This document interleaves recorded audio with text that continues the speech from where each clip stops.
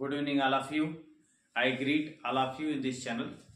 Today, I will teach you syntax, pronoun, correct use of pronoun. अब देखते हैं इसमें इनकरेक्ट से करेक्ट बनाना है. One should not boast of his wealth लिखा हुआ है, तो one should not boast of his wealth है. देखिए ध्यान दीजिएगा, वन जो है इंडिफिनिट प्रोनाउन होता है. वन के साथ अपना के लिए हिज का प्रयोग नहीं करते हैं, यहाँ पर वन के साथ वंस का प्रयोग करते हैं. ठीक है, यहां पर हो जाएगा one should not boast of once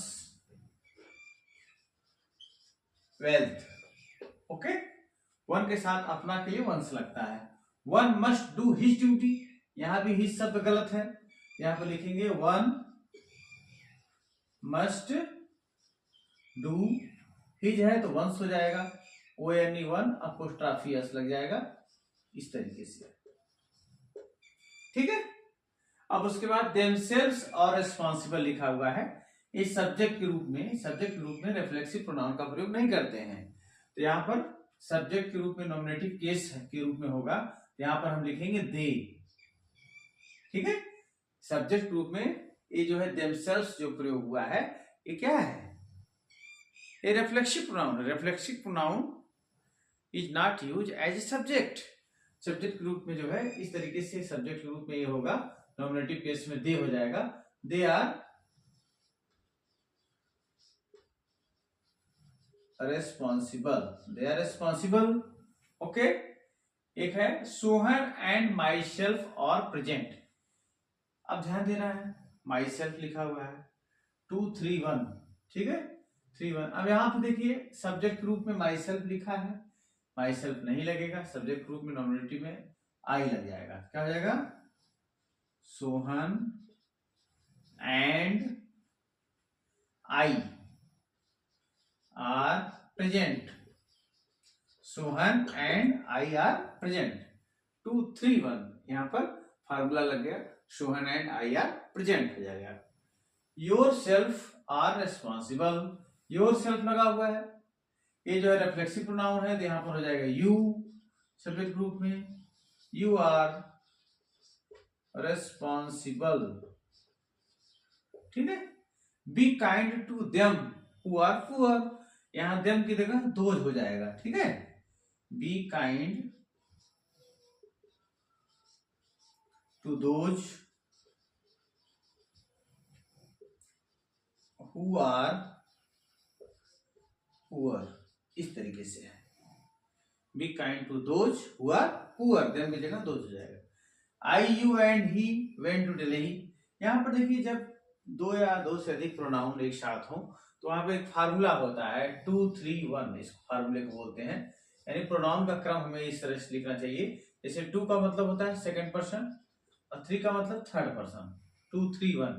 अब थर्ड पर्सन में क्या क्या आता है?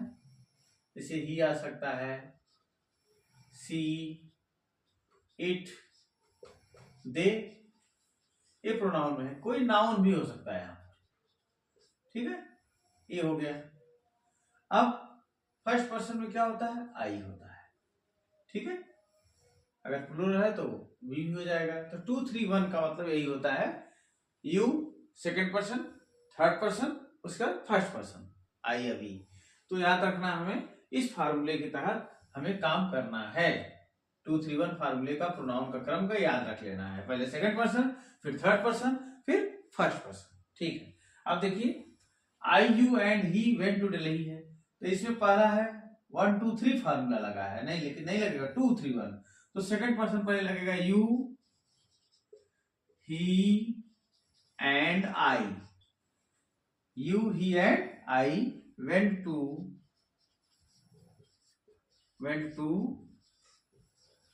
Delhi. You, he and I went to Delhi. इस तरीके से one must respect his parents. अब यहां पर लिखा हुआ है one must respect his parents लिखा हुआ है. ठीक है, तो वन के साथ अपना के लिए क्या लग सकता है? वंस लगेगा.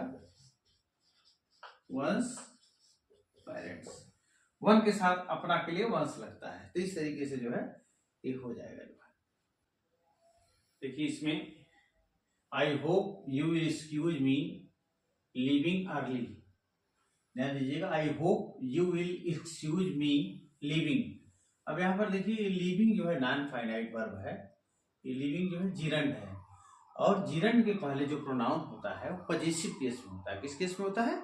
पजेसिव केस में होता है। यहाँ पर मी की जगह माई हो जाएगा। आई होप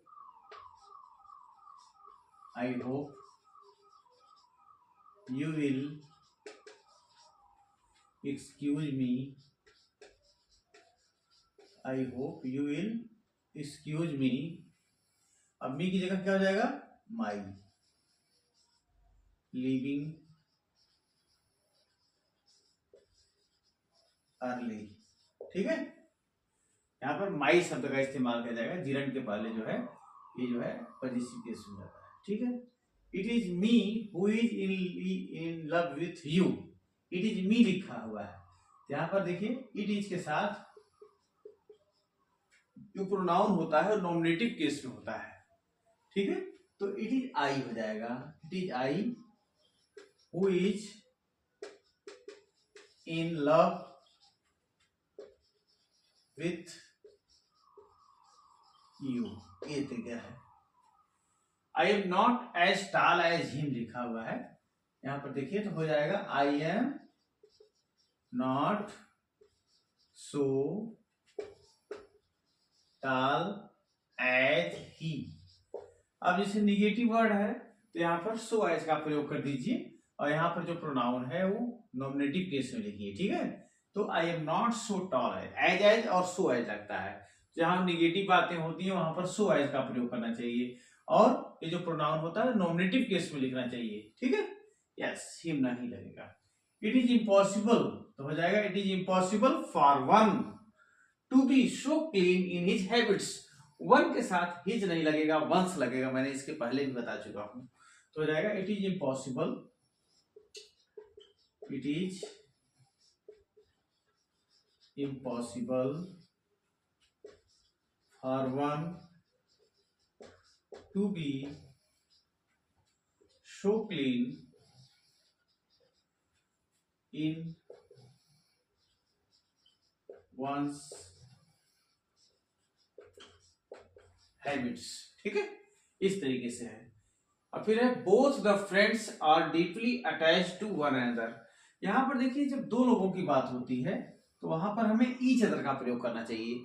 जब दो व्यक्तियों की बात होते हैं तो each other, और more than one जब दो से अधिक की बात होती है तो वहां one another का प्रयोग करना चाहिए। यहाँ वन अनदर का प्रयोग गलत है, यहाँ पर ईच अदर लगेगा, क्योंकि बोथ माने दो की बात हो रही है। Both the friends are deeply attached to each other, to each other, इस तरीके से। फिर देखिए he enjoyed during the holidays, तो यहां पर क्या हो जाएगा? ही इंजॉयड हिमसेल्फ ड्यूरिंग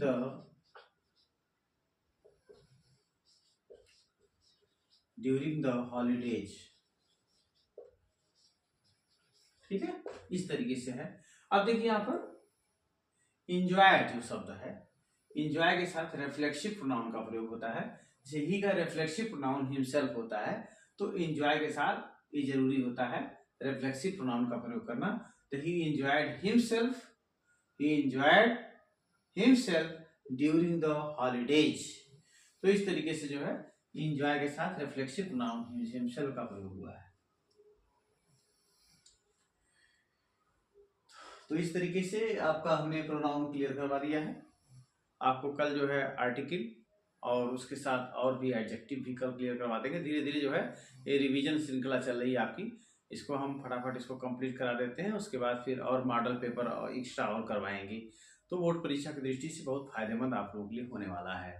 तो आप क्लास को जो है अधिक से अधिक देखिए, स्टडी कर सकते हैं आप लोग। अपने मित्रों को शेयर करिए, सब्सक्राइब करिए। Thank you very much. फिर आपको नेक्स्ट वीडियो में मिलते हैं।